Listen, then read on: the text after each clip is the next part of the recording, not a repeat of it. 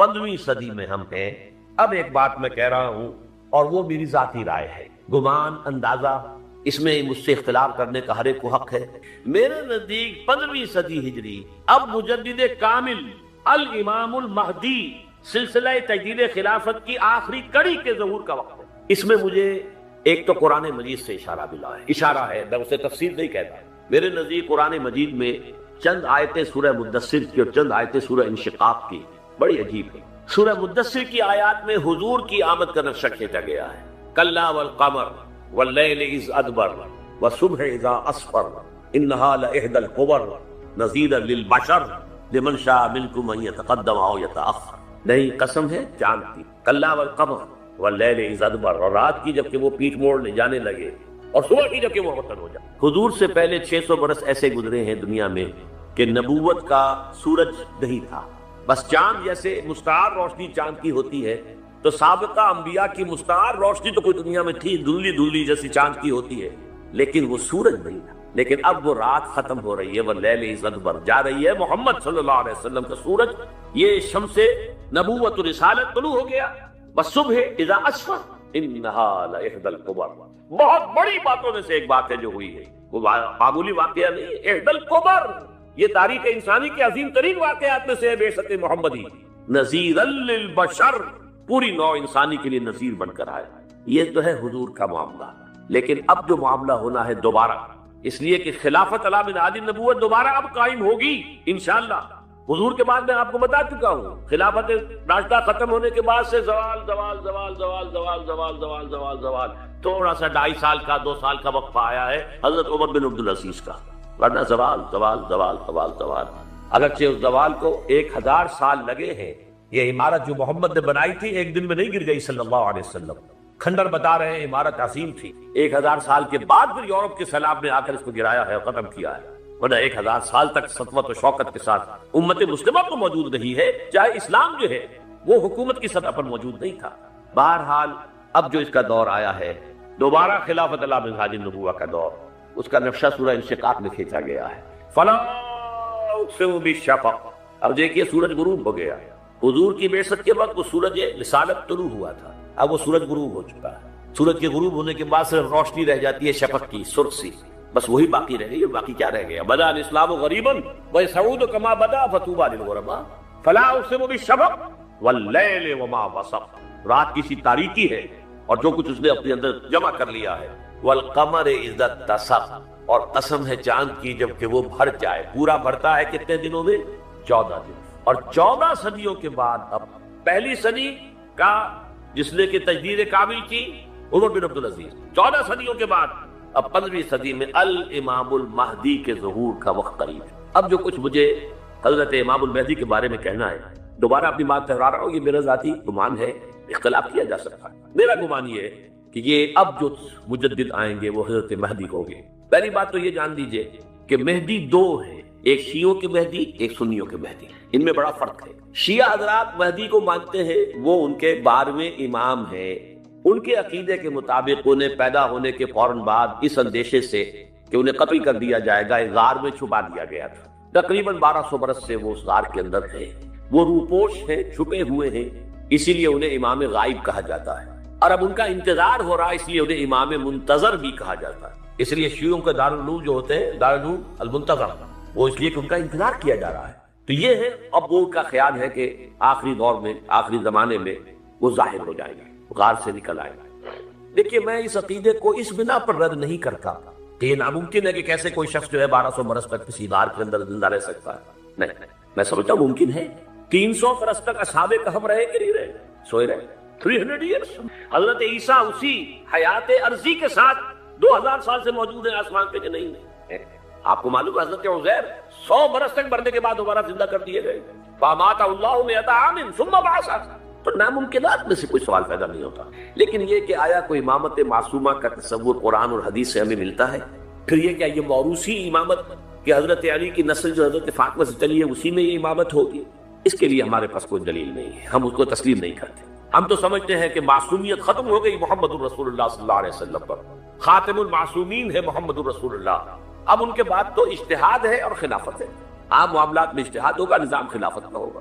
تو تو ہمارے نزدیک جو میں جس مہدی کا نام لے رہا ہوں وہ مہدی ہے جو ایک مجدد ہوں گے، جیسے کہ مجددین کے نام میں نے آپ کو گنوائے، مجدد الفسانی ہو، شاہ ولی اللہ ہو، سید احمد بریلوی ہو، شیخ الہند ہو، ایک ہوں گے انسان جو پیدا ہوں گے انسانوں کی طرح عام طور پر اپنی عمر کو پختگی کو پہنچیں گے، پھر وہ سامنے آئیں گے منظر پر، پھر وہ کام کریں گے، قیادت کریں گے، عرب میں ان کا ظہور ہوگا۔ دوسری بات یہ نوٹ کر لیجئے حضرت مہدی کے بارے میں، ہمارے ہاں احادیث کے جو مجموعے ہیں ان میں جو ٹاپ کے 2 مجموعے ہیں ان میں کہیں حضرت مہدی کا ذکر نہیں، نہ صحیح بخاری میں نہ صحیح مسلم، لیکن ہم اسے نظر انداز نہیں کر سکتے کہ صحائح ستہ کی بقیہ 4 کتابوں کے اندر موجود ہیں، لہذا نظر انداز نہیں کر سکتے، اگنور کرنا ممکن نہیں ہے۔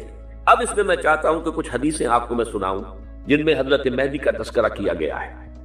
پہلی ہے وعن عبداللہ ابن مسعود قال قال رسول اللہ صلی اللہ علیہ وسلم، حضرت عبداللہ ابن مسعود سے روایت ہے، وہ فرماتے کہ حضور نے ارشاد فرمایا لا تذهب الدنيا حتى يملك العرب رجل من اہل بیتی، یہ دنیا ختم نہیں ہوگی جب تک کہ عرب پر میرے اہل بیت میں سے ایک شخص کی حکومت قائم نہ ہو۔ اور آپ کو معلوم ہے کہ آج تک عرب پر حضور کے اہل بیت کی کوئی حکومت قائم نہیں ہوئی، اور جب قائم ہوئی بھی تھی حضرت علی کو اگر شمار کیا جائے، اس لیے کہ حضور نے وہ جو مشہور واقعہ ہے کہ ایک چادر میں لے لیا تھا حضرت علی کو اور حضرت فاطمہ اور حضرت حضرات حسنین کو، اللہم ہؤلاء اہل بیتی، اے اللہ یہ بھی میرے اہل بیت ہیں، تو حضرت علی کی بھی حکومت منعقد نہیں ہوئی، پورے عالم اسلام پر ان کی حکومت نہیں تھی، اس لیے کہ شام اور مصر دونوں صوبے جو ہیں انہوں نے ان کی اطاعت قبول نہیں کی، اس حوالے سے یہ معاملہ ابھی ہونا ہے۔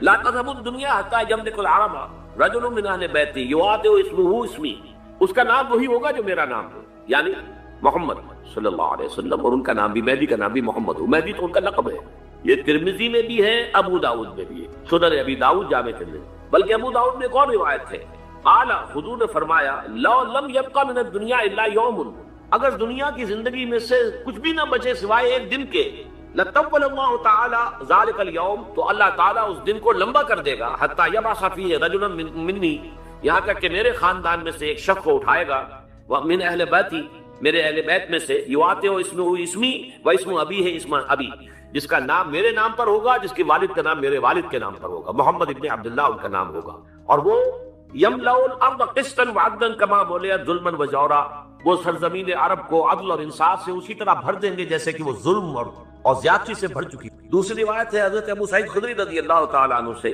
حضور نے فرمایا المہدی منی اجل الجبہۃ اقنى الانف یملأ الارض قسطا وعدلا کما ملئت ظلما وجورا یملک 7 سنین، رواہ داؤد، کہ مہدی مجھ میں سے ہوں گے بڑی روشن پیشانی والے اور بڑی کھڑی ناک والے، وہ زمین کو بھر دیں گے انصاف سے اور عدل سے جیسے کہ وہ ظلم سے بھری ہوئی ہوگی، اور وہ 7 برس تک حکومت کرے۔ عرب میں خالص خلافت علی منہاج النبوہ کا نظام حضرت مہدی کے ہاتھوں قائم ہوگا اور 7 برس تک قائم رہے گا عرب کے اندر، اس کا اگلا مرحلہ میں بعد میں بیان کروں گا۔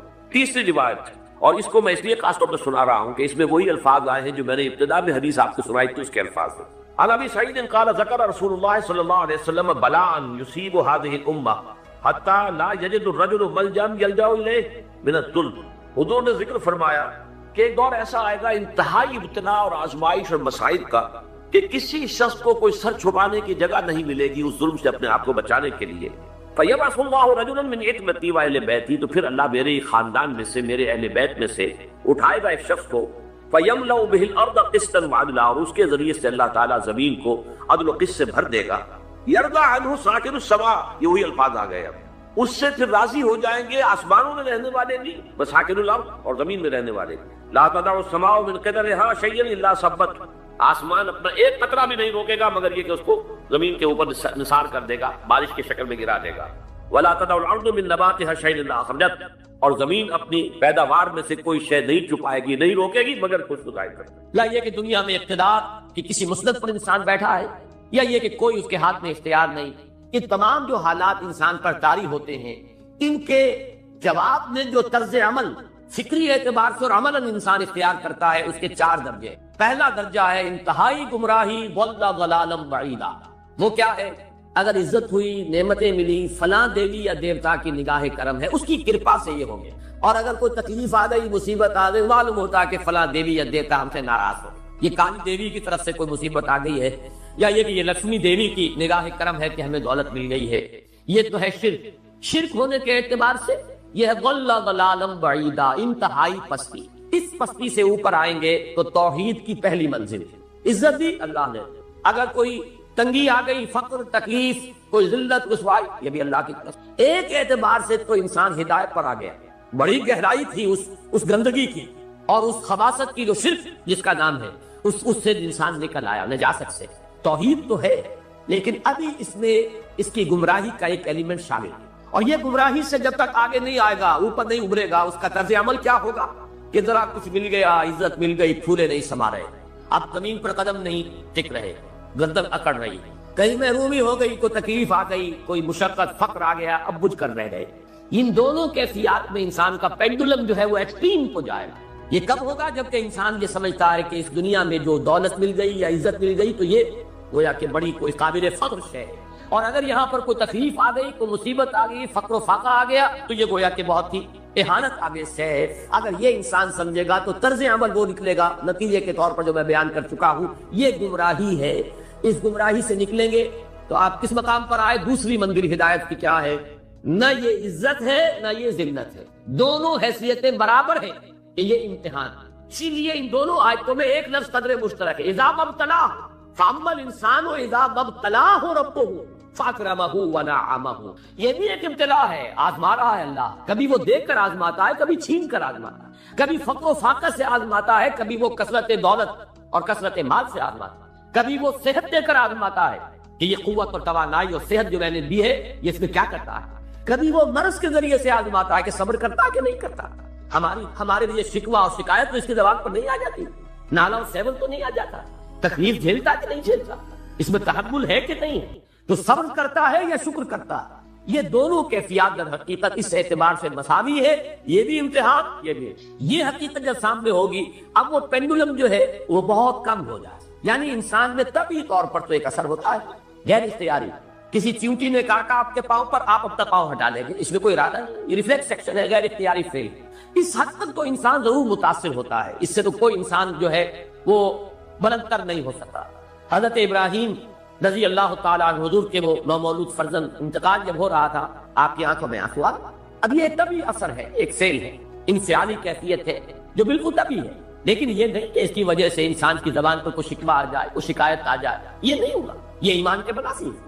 اسی طریقے سے اگر کوئی خوشی ہوئی ہے تو چہرے کے اوپر ایک نکھار آ جائے گا، تبسم آ جائے گا، اس سے زائد نہیں۔ اس حد تک تو یوں سمجھیے کہ انسان کا طبعی تقاضا ہے، اس سے زیادہ یہ پینڈولم اگر سوئنگ کر رہا ہے تو گویا کہ اس حقیقت سے انسان محجوب ہے کہ یہ بھی امتحان ہے، یہ بھی امتحان، جو ہم سورہ حدید میں پڑھ چکے ہیں، ما اصاب من مصیبت فی الارض ولا فی انفسکم الا فی کتاب من قبل ان نبراها ان ذلک علی اللہ یسیر لکی لا تعصوا علی ما فاتکم ولا تفرحوا بما آتاکم۔ اللہ تمہیں کچھ دے تو اتراؤ مت، اللہ تم سے کچھ چھین لے تو اس کے اوپر افسوس مت کرو۔ یہ نتیجہ ایمان کا نکلنا چاہیے۔ اگر تمہیں ایمان ہے اللہ پر، اگر تمہیں یقین ہے کہ جو کچھ ہوا ہے اللہ کے اذن کے بغیر نہیں ہوا، اگر تمہیں یقین ہے کہ اللہ نے جو میرے لیے طے کیا ہے اس میں میرے لیے خیر ہی ہے، چاہے فی الحال فی الوقت فوری طور پر مجھے ناگوار محسوس ہو رہی ہے بات، لیکن یقیناً میرے لیے اس میں خیر ہے میرے رب کی طرف سے، کہ ہر کے ساتھ ہی ہمارے عین الطاف است۔ ہم تو شارٹ سائٹڈ ہیں، ہم دیکھ نہیں سکتے کسی شے کو، ہم اس کے ظاہر کو دیکھ کر گھبرا اٹھتے ہیں کہ یہ تو تکلیف آ گئی، کیا پتا اسی کے پردے میں اللہ کی رحمت آ رہی تھی۔ میں نے وہ رئیس امروی کے اشعار آپ کو کئی دفعہ سنائے ہیں، وہ وقت آیا کہ ہم تو قدرت ہماری سعی و عمل کا پھل دے، بتا رہی ہے یہ ظلمت شب کہ صبح نزدیک آ رہی، ابھی ہے کچھ امتحان باقی، فلاکتوں کے نشان باقی، قدم نہ پیچھے ہٹے کہ قسمت ابھی ہمیں آزما رہی۔ رئیس اہل نظر سے کہہ دو کہ آزمائش سے دل نہ ہارے، جسے سمجھتے ہو آزمائش وہی تو بگڑی بنا رہی، اسی آزمائش سے تو بگڑی بنے گی، اسی سے تو تمہارا خیر جو ہے اجاگر ہوگا، سامنے آئے گا، پتہ چلے گا who's who, what is what۔ ابو بکر میں کتنا یقین اور ایمان تھا، یہ کیسے معلوم ہوگا؟ کیسے معلوم ہوگا کہ بلال میں کتنا سہار، کتنا تحمل تھا، کتنا صبر تھا، اگر وہ مصیبت ان پر نہ آتی کہ جو امیہ ابن خلف کے ہاتھوں ان پر قیامت اٹھ رہی تھی۔ تو یہ ساری چیزیں جو ہے ما اصاب من مصیبت فی الارض ولا فی انفسکم الا فی کتاب من قبل ان نبرأ ان ذلک علی اللہ یسیر لکی لا تعصوا علی ما فاتکم ولا تفرحوا بما آتاکم واللہ لا یحب کل مختال فخور۔ اگر اس حقیقت سے محجوب ہو جاؤ گے تو پھر اختیال اور فخر اور گھمنڈ پیدا ہو جائے گا تمہارے اندر، یا دوسری طرف مایوسی، کمر ہمت ٹوٹ کر رہ جائے گی، خودکشی کرنے کو انسان آمادہ ہو جاتا ہے، ذرا کوئی ناکامی دنیا میں آ گئی، کوئی تکلیف آ گئی۔ یہ ہے در حقیقت تیسری منزل ہدایت کی دوسری سیڑھی. پہلا کیا تھا؟ لحاظ ضل ضلالا بعیدا. کوئی خیر مل گیا تو کسی دیوی کی نگاہ کرم، کوئی تکلیف آ گئی تو کسی دیوتا کی ناراضگی. یہ تو ہے ضل ضلالا بعیدا. اس سے اوپر آئے، یہ پہلی سیڑھی ہدایت کی. عزت ہے تو اللہ کی طرف سے، اور اگر کوئی ذلت ہے، تنگی ہے تو اللہ کی طرف. یہ ہدایت کا آغاز ہو گیا، یہ توحید کی بنیادی منزل. اس سے اگلی منزل، یہاں کی ذلت ذلت نہیں، یہاں کی عزت عزت نہیں. ذالک یوم التغابن، ہار اور جیت کے فیصلے کا دن تو قیامت کا دن ہے. وہاں معلوم ہوگا جس کو اس وقت عزت ملی وہ عزت والا ہے، جو اس وقت ذلیل ہو گیا وہ ذلت والا ہے. یہ تو امتحان ہے، دارالامتحان ہے. خلق الموت والحیات لیبلوکم ایکم احسن عملا. تو دارالامتحان ہے. امتحان ہونے کے ناطے دونوں برابر ہیں. اس سے اوپر ہے ایک چوتھی منزل، ہدایت کی تیسری منزل. وہ کیا ہے؟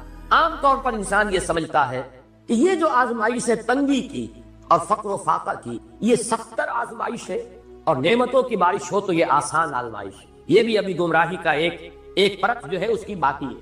ابھی ہدایت کا جو کامل جو ہوگا انکشاف وہ کب ہوگا؟ جب انسان اس حقیقت کو جان لے کہ جہاں نصرت ہو، دس از دی رے آف ہوپ. یہ امت قرآن سے اپنا تعلق توڑ بیٹھے. اور نمبر 2 ہے وہی سرمایہ داری بندہ مومن کا دین. یہ بھی سرمایہ پرست بن چکا ہے، دولت کا پجاری بن چکا ہے. یہ میرے لیے رے آف ہوپ. مادہ پرستی، دولت پرستی، سرمایہ پرستی، زر اندوزی، وَإِنَّهُ لِحُبِّ الْخَيْرِ لَشَدِيدٌ. ان دو لعنتوں کے اندر یہ مبتلا ہے. جانتا ہوں یہ امت حامل قرآن ہے وہی سرمایہ داری بندہ مومن کا دین. اور تیسری سب سے تلخ حقیقت، اس کی جو علمی اور روحانی جو رہنمائی کرنے والے لوگ ہیں وہ اندر سے خالی ہیں، کھوکھلے. جانتا ہوں میں کہ مشرق کی اندھیری رات میں بے ید بیضا ہے پیران حرم کی آسان. علماء ہے اور صوفیاء ہیں اور پیشوا ہیں اور مسند نشین ہیں اور سب کچھ ہے، لیکن کسی کے داستین میں وہ موسیٰ والا ید بیضا نہیں، خالی اندر سے. اس کا نقشہ ایک حدیث میں آیا ہے جو لرزا دینے والی ہے. آج کا نقشہ ہے وہ بھی. حضور نے فرمایا یوشک ویاتی علی الناس زمانی، مجھے اندیشہ ہے لوگوں پر ایک زمانہ ایسا آ جائے گا، ذرا گنتی کی کیسا ہوگا. لا یبقى من الاسلام الا اسمہ، اسلام میں سے اس کے نام کے سوا کچھ نہیں. کہاں ہے اسلام دنیا میں؟ دکھاؤ. اجتماعی سطح پر دکھاؤ کہاں ہے. ولا یبقى من القرآن الا رسمہ، اور قرآن میں سے سوائے اس کے رسم الخط کے کچھ نہیں. معنی کہاں ہے قرآن؟ ہو رہی ہے اس کی طرف پیش قدمی ہو رہی ہے، تنویر، لیکن یہ اس حدیث سے جو ہے وہ تو سامنے ہے. مساجدہم عامرۃ، ان کی مسجدیں آباد تو بہت ہوں گی، بڑی بڑی مسجدیں، شاندار مسجد، عالیشان بھری ہوئی، بھرپور. جمعے کے اندر عیدین کا اجتماع.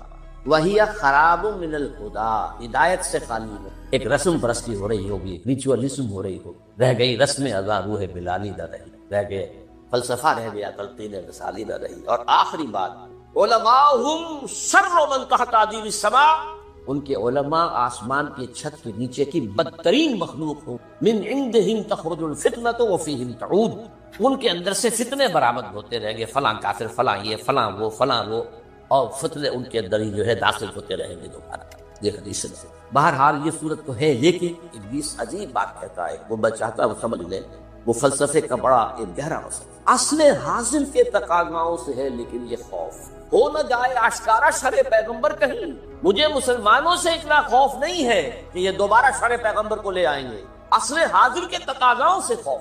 یہ کیا بات کہی؟ آپ نے کبھی سوچا بھی نہ ہوگا شاید. دیکھیے یہ ایک فلسفہ ہے ہیگل کا ہے، پھر اسی پر مارکس کا فلسفہ آیا ہے، میٹیریلزم، ڈائلیکٹیکل میٹری. وہ فلسفہ کیا ہے؟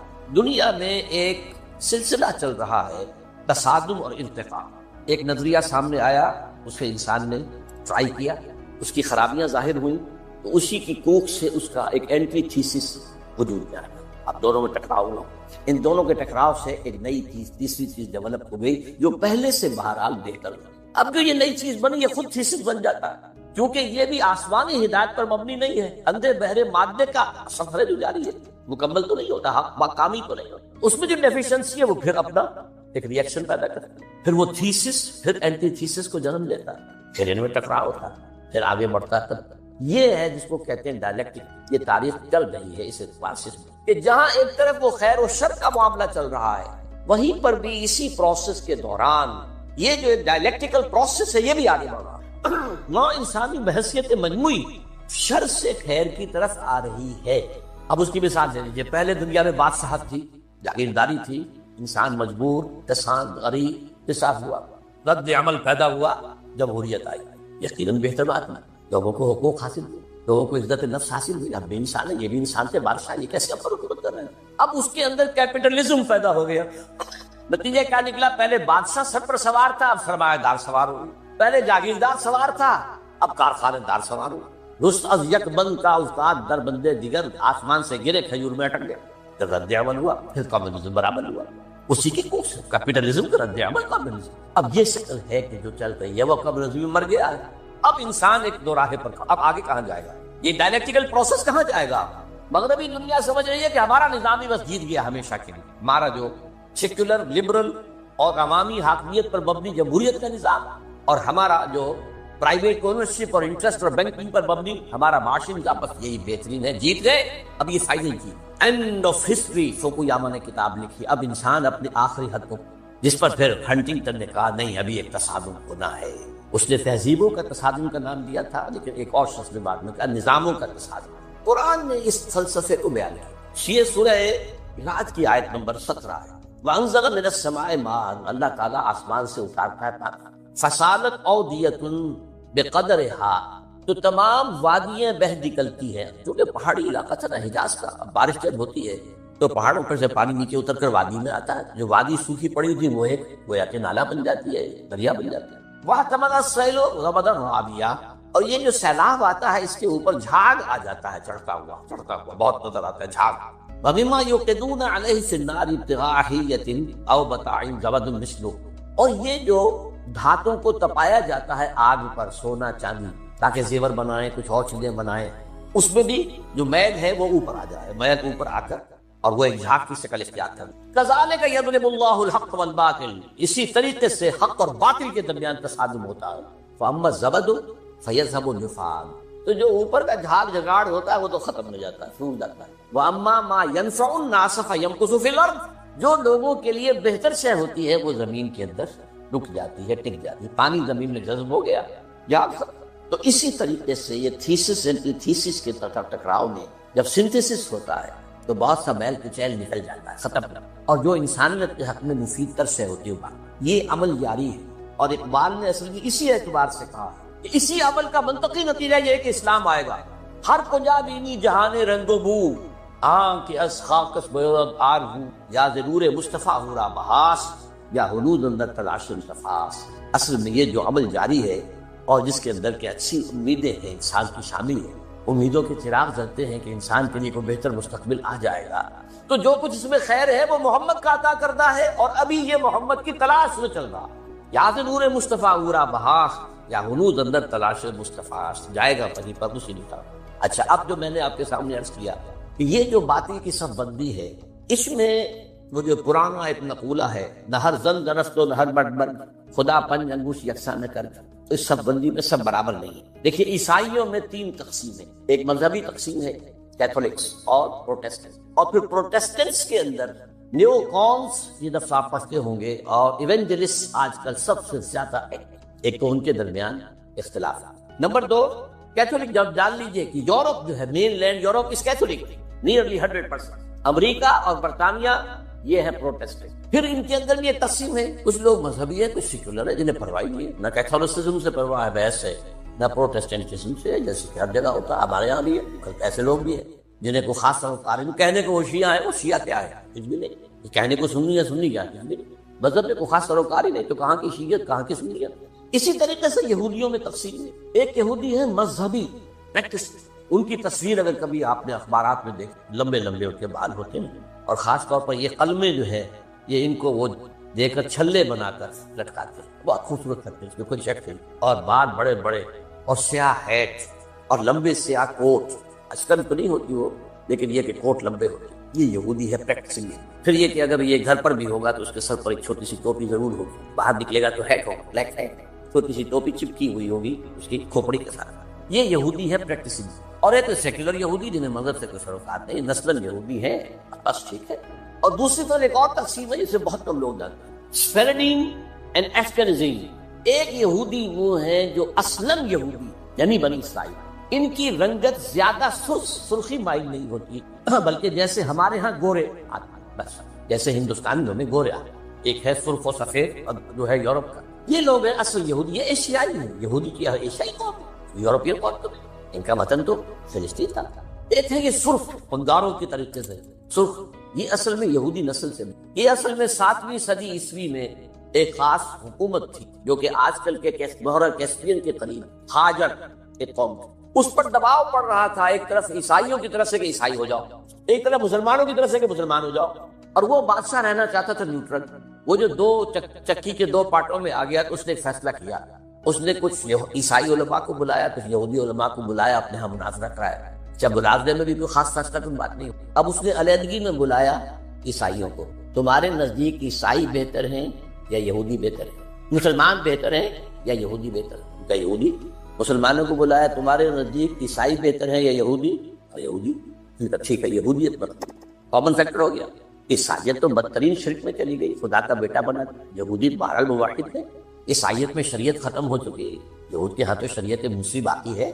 تو مسلمانوں کو تو یہی کہنا تھا، عیسائیوں کے مقابلے میں تو یہودی بہتر ہے. اور اس وقت تک ابھی ان کی وہ دشمنی اس طریقے سے سامنے آئی بھی نہیں، شیطان کی ایجنٹی ابھی شروع ہوئی بھی نہیں. اسی طریقے سے اب عیسائی اولڈ ٹیسٹامنٹ کو مانگتے ہیں، وہ تو ساری یہودی ہے.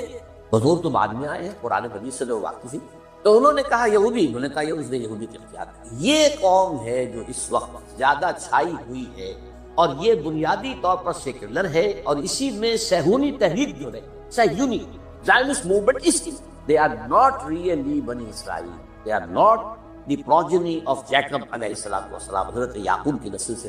یہ ترک نسل، یہ یوں سمجھیے کہ یاجوج ماجوج کی جو نسلیں ہیں ان میں سے ایک نسل، اور یہ جو ہے وہ جو سرخ و سفید رنگت کے لوگ ہوتے ہیں یہ ان میں سے. اب آئیے آگے، یہ جو گٹھ جوڑ ہے اس کے اہداف کیا ہے؟ what do they want؟ Number 1، عالم اسلام کے وسائل پر قبضہ، خاص طور پر تیل. اس وقت دنیا کے اندر کرائسس آنے والا ہے تیل کے شدید، اور تیل جس طریقے سے ان صنعتی ممالک کے لیے ایک ناگزیر شے بن گئی ہے، جیسے ہم ہوا کے بغیر نہیں جی سکتے، وہ تیل کے بغیر نہیں. تو انہیں تو چاہیے، عراق کا جو قبضہ ہے تیل کا پیش نظر تھا، اور افغانستان میں بھی ان کے پیش نظر یہ تھا کہ افغانستان کے راستے سے سینٹرل ایشیا کے جو تیل اور گیس کے ذخائر ہیں ان کو. تو پہلی بات تو ہے یہ وسائل، عالم اسلام کے وسائل کا قبضہ. نمبر 2، عالمی مالیاتی استعمار. پوری دنیا میں ایک امپیریلزم، نیا امپیریلزم، لیکن وہ امپیریلزم جو ہے کولونائزیشن کی شکل میں نہیں، اس شکل میں نہیں کہ انگریز آیا اور ہندوستان کو اس نے غلام بنا لیا، کوئی گیا اور کسی نے لیبیا کو غلام بنا لیا، کسی نے موراکو کو غلام بنا لیا، کسی نے انڈونیشیا کو. نہیں، غلام بنانے کی ضرورت ہی نہیں ہے. آپ غلام بنائیں گے، وہ آپ کو ماریں گے، آپ ان کو ماریں گے، فائدہ کیا ہے؟ ایسا مالیاتی نظام بناؤ کہ یہ سب بن جائیں حیوان بن کر کام کریں، مشقت کریں. اس مشقت سے جو حاصل ہو اس کو ہم اپنے بینکنگ کے نظام کے ذریعے سے اس کی کریم کھینچ لیں، تلچھٹ چھوڑ دیں. آخر انہیں بھی تو سسٹین تو کرنا ہے، ختم ہو جائیں گے تو پھر آگے محنت کون کرے گا؟ آگے والا جو ہے شام کو گھوڑے کو چارہ نہیں ڈالے گا، اگر کوئی چنا ونا نہیں، دال وال نہیں دے گا تو اگلے کیسے جو لہٰذا وہ ان کو چھوڑ دو، کریم کھینچ. تو تمہیں آم کھانے سے غرض ہے کہ پیڑ گرنے سے؟ یہ ہے عالمی مالیات. اس کا بھی سربراہ امام امریکہ ہے، اور اس سے بھی اوپر ٹاپ پر اصل میں یہودی بینکرز، بینکوں کا نظام انہوں نے ایجاد کیا. یہ اس پروسیس کا حصہ ہے جو میں نے کہا تھا، انہوں نے جو ریگین کی اپنی پوزیشن عیسائیوں کے مقابلے. تو بینکنگ کا نظام، این بنوک، این فکر چالاک یہود، نور حق السینہ آدم ربود. اس بینکوں کے نظام نے انسان کے اندر سے نور حق ہے، وہ جو روح ربانی ہے، اسے کھینچ لیا. سب تا کہو بالا نہ گرد دی نظام، دانش و تہذیب و دی سودائے خام.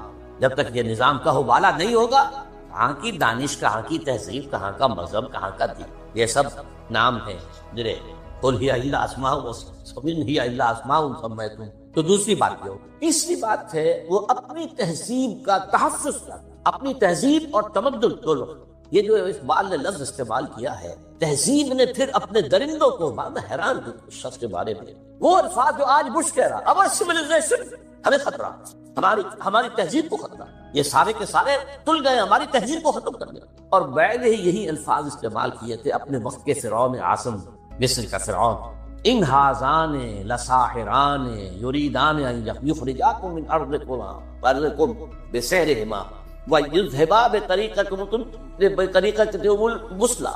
یہ جو موسیٰ اور ہارون آ گئے نا، یہ دو جادوگر ہیں، یہ چاہتے ہیں اپنے جادو کے بل پر تمہیں اپنے ملک سے بے دخل کر دیں اور تمہاری مثالی تہذیب کو ختم کر دیں. ویذھبا بطریقتکم المثلی. آج در حقیقت وہ چاہتے ہیں کہ اپنی اس تہذیب اور تمدن کا اور اپنے نظام کا، خاص طور پر مالیاتی نظام، وہ سارا معاملہ جو مالیاتی استحصال کا ہے وہ تو اسی پر تو مبنی ہے، مالیاتی نظام ختم تو ختم، اور وہ اسی لیے عالم اسلام پر اس نظام کو تہذیب جمع تمدن اس کو ٹھوسنا تھا بزور طاقت، اس کے لیے ڈالر بھی خرچ کر رہے ہیں، ارب ہا ارب خرب ہا خرب، اس کے لیے این جی اوز کی فوجوں کی فوجیں ہیں جو بنا دی، اس کے لیے نہ معلوم کس طریقے سے کیسے ہمارے ہاں کے ٹیلی ویژن چینلز کو خریدا گیا ہے، اور ان کے ذریعے سے جو ہے وہ ساری اپنی ویلیوز کو پروپیگیٹ کر رہے ہیں اور اسلام کے شعائر کی بےخبری کر رہے ہیں۔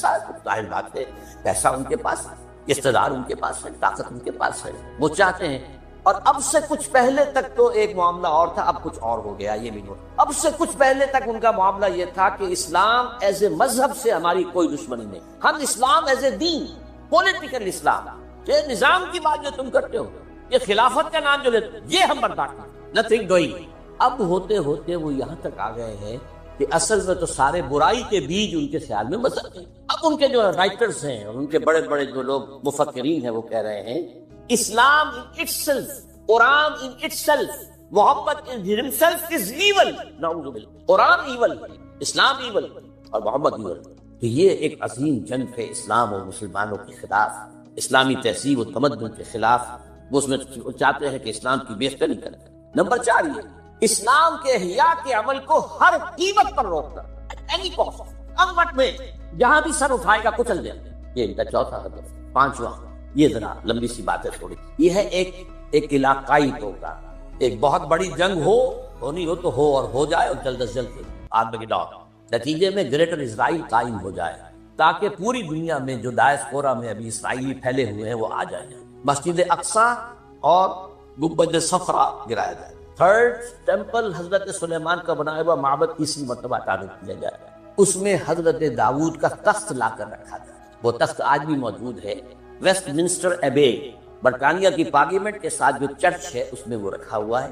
وہ ایک پتھر تھا جس پر حضرت داؤد علیہ السلام کو بٹھا کر ان کی تاج پوشی کی گئی تھی، وہ رہا ہے، ہیکل کے اندر موجود رہا۔ وہاں سے ٹائٹس رومی لے گیا سن 70 میں اسے، روم سے گیا آئرلینڈ سے آیا اسکاٹ لینڈ سے آیا برطانیہ، اب وہ وہاں موجود ہے، اور برطانیہ میں بادشاہ ملکہ کی کورونیشن جو ہوتی ہے اسی پتھر پر بٹھا کر، جب وہ آ جائے گا تو یہ چیزیں تو مشترک ہیں ان کے درمیان، آرمیگیڈون، گریٹر اسرائیل، تمام دنیا سے اسرائیلیوں کو لا کے آباد کر دینا، اور ٹیمپل آف دی ماؤنٹ کی تعمیر اور اس کے لیے مسجد اقصی اور گنبد صخرا کو گرا دینا، اور تھرون آف ڈیوڈ لا کر دینا۔ اس کے بعد عیسائیوں کے نزدیک حضرت مسیح نازل ہوں گے اور اس تخت پر بیٹھ کر دنیا پر حکومت کریں گے۔ یہاں ہمارا ان کا عقیدہ کچھ آ کر مل جاتا ہے، اور اس یہودیوں کے نزدیک ان کا جو مسیحا جس کے وہ منتظر ہیں وہ آئے گا، جس کو ہم کہیں گے دجال، المسیح الدجال، ان کا مسیحا جھوٹا کا، وہ آ کر بیٹھے گا اور وہ دنیا پر ہوگا۔ یہ ہیں ان کے اہداف۔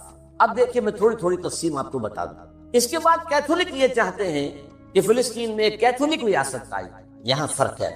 یہودی چاہتے ہیں کہ اسرائیلی ریاست۔ اچھا، کیتھولکس اور یورپینز اتنے زیادہ پرو یہودی نہیں ہیں جتنے کہ پروٹیسٹنٹس اور ایونجلسٹ اور دیوپونز ہیں برطانیہ اور امریکہ، ان میں تھوڑے فرق ہوئے ہیں، اس اعتبار سے رہتے ہیں۔ اب یہی وجہ دیکھیے کس قدر زمین و آسمان کا فرق ہوا۔ عراق کی جنگ کے لیے کوئی بڑا کولیشن نہیں بن سکا، امریکہ ہیڈ ٹو گو الون، جہاز جگہ برطانیہ نے کچھ تھوڑا سا جو ہے وہ آسٹریلیا وغیرہ نے ساتھ دے دیا، باقی یہ جرمنی، فرانس، اسپین کسی نے ساتھ دیا، اس لیے کہ وہاں کا معاملہ کیا تھا، عراق میں اصل میں 2 چیزیں تھیں، تیل، اس کا سارا تعلق امریکہ سے تھا، اور نمبر 2 اسرائیل کی پروٹیکشن، جس سے یورپ کے جو عیسائی ہیں انہیں بہت زیادہ دلچسپی نہیں، وہ اس طریقے سے ان کے غلام نہیں ہے بے دام جیسے کہ پروٹیسٹنٹ کو شامل نہیں ہوتے۔ کیوں؟ سمجھنے کی بات ہے، کیا وجہ؟ یہی وجہ ہے، آپ نے دیکھا جو پہلی جنگ ہوئی تھی خلیجی، جب ختم ہوئی ہے تو جنرل شارٹ کرافٹ اس نے صاف کہہ دیا تھا we fight this war for the defence of Israel, اور اب جیسے ہی اس جنگ کے اندر جیسے ہی فال اور بغداد ہوا، شیرون نے بدماش نے کہہ دیا تھا کہ عنقریب عراق پر ہمارا حملہ ہو۔ اس سے اندازہ ہو جاتا آپ کو کہ یہ جنگ کیا تھی، چونکہ اس جنگ کے ہدف یہ 2 تھے، لہٰذا یورپ یہ سمجھنے کی بات ہے کیا ہو رہا ہے، کیوں ہو رہا ہے، کس لیے ہو رہا ہے، فرق۔ افغانستان کا معاملہ اس کے برعکس ہے، وہاں اسلام نے سر ابھارا تھا، اسے کرس کرنا، یہ سب کے نزدیک متفق ہے۔ تاریخ انسانی کی عظیم ترین کولیشن بنتا، عظیم ترین، اس کے لیے اپنے ہاں کی رائے عامہ کو ہموار کرنے کے لیے اپنے ٹوئن ٹاورز خود گرائے بدماشوں نے، تاکہ غیرت اور غضب پیدا ہو جائے امریکی قوم کے اندر، اور وہ ہر طرح کی ہماری دولت جو ہے سینکشن کرنے کو تیار ہو جائے جنگ کے. ڈیزی کٹرز آ گئے, سب کچھ آ گئے, اور وہاں آ کر پنجے گاڑ دیے گئے. اور وہاں آپ کو معلوم ہے نیٹو کی فوجی بیٹھی, امریکہ کم ہے, نیٹو زیادہ. اس لیے کہ میں یہ سمجھتا ہوں کہ ان کے علم میں احادیث نبویہ ہیں, یہ جاہل نہیں ہے. ایک حدیث یہ ہے کہ جب آخری مقابلہ ہوگا حضرت عیسیٰ اور ان کے ساتھ اہل ایمان شامل ہوں گے اور یہودیوں کے مابین, تو کوئی درخت کوئی پتھر یہودی کو پناہ نہیں دے گا, بلکہ کہے گا اے مسلمان, اے بھائی, یہ یہودی میرے پیچھے چھپا ہوا ہے, اس کو آ کے قتل کر دو. سوائے غرقد کے ایک درخت ہے وہ یہودیوں کا ہمدرد ہے, اور اب غرقد ہی سب سے بڑے پیمانے پر اسرائیل میں کاشت کیا گیا ہے. نمبر 2, یہ حدیث ہے کہ خراسان کے علاقے سے فوجیں آئیں گی جو دجال کا مقابلہ کرے گی حضرت مسیح علیہ السلام کے ساتھ ہو کر, اور وہ سیاہ جھنڈے لے کر آئیں گی اور ان کا رخ کوئی موڑ نہیں سکے گا.